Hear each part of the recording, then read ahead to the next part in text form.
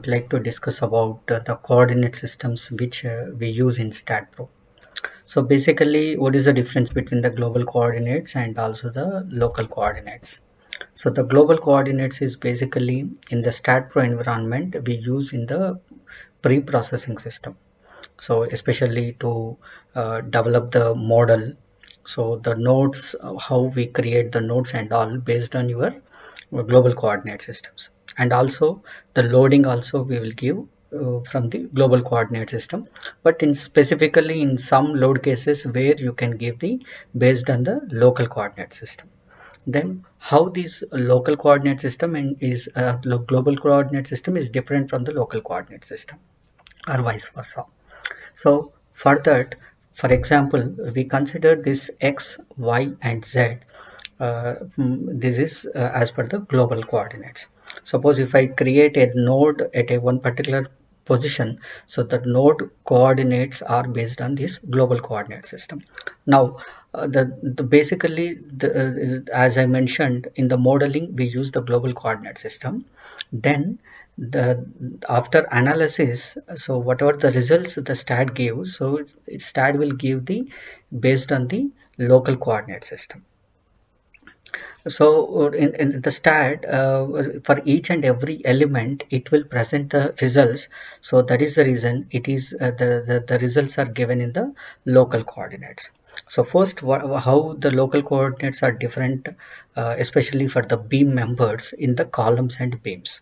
Okay, so whether that is vertical or horizontal, we call it as the beam element as per the finite elements. But as coming to the design, so the vertical members we call it as vertical beam element, we call it as columns, and horizontal beam element we call it as beams. So first I will consider the column. So for example, the column is a vertical member here. So for any member in the when it comes to the local coordinates, always the longitudinal axis will be x-axis. So this is the x-axis, the longitudinal axis. Now there will be a transverse axis will be there, especially so which is transferably which are perpendicular to the x-axis. So again there will be a y-axis and z-axis we have to locate for the local coordinate. Here the small x I am indicating for the local and the capital X I am indicating for the global. So now there will be two axes will be there here. One is z and y here. So after the longitudinal axis is x, but the parallel to this x is y in case of global, right? So now if you observe here, so there is one axis, the z. So parallel to this we can have a transverse axis, that is small z, and the remaining axis will be your y axis. So in the column, so the movements, if you want to look at, you can have the movement in the my direction and also about y-axis also, sorry, z-axis also. So y-axis and z-axis, that means you have to consider the movements my and mz in case of your columns. So in the columns, the moments you have to consider mz. So the moments you have to consider mz, so that means about this axis you have to consider moment, and about this axis you may have to consider the moments. And coming to the shear in the z direction, so you have to you can consider the shear, and also the y direction you can consider the shear. Basically the shear forces we don't consider, especially for the static analysis. Maybe in some cases the earthquake analysis the shear may be required, especially when we are going for the 13920 codal provisions and all. And the axial force will be Fi. So, sorry, axial force will be Fx. So the axial force is Fx, so that is in the longitudinal direction we have to consider, that is Fx. And the moment Fx means, so that is a kind of torsional force, so that we generally we don't get in case of the columns, that is torsion,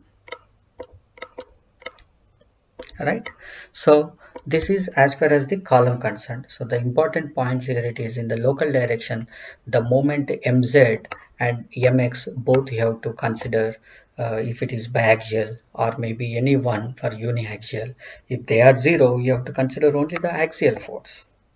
Right, now coming to the beam. So I will consider the global coordinate system here, and there is a beam element is there. As I have mentioned, along the longitudinal axis, there is x-axis, and there are two other axes are there. So they are y-axis and z-axis. You can see here in the beam, so the local y is parallel to the global y, and the local z is parallel to the local z is parallel to the global z. Okay, so now if I have any loading on this beam, so the which results I have to consider for the beam. If I look at, so a cross section here, so this axis will be your z axis. Okay, and the loading is acting in the y direction here, so that means, so the bending axis is mz. You have to consider the bending moment in z direction, so mz you have to consider for bending, and since the loading is in y direction, fi you have to consider as the shear. Okay, so the bending is about z axis and shear is in the y direction. And if at all any torsion is there, so that you have to consider the torsion, so that is about x axis. Okay, so that is for the torsion. Okay, so this is how the local and the global coordinate systems are different. So in the modeling we use the global coordinate system, in the post processing results we use the local coordinate system.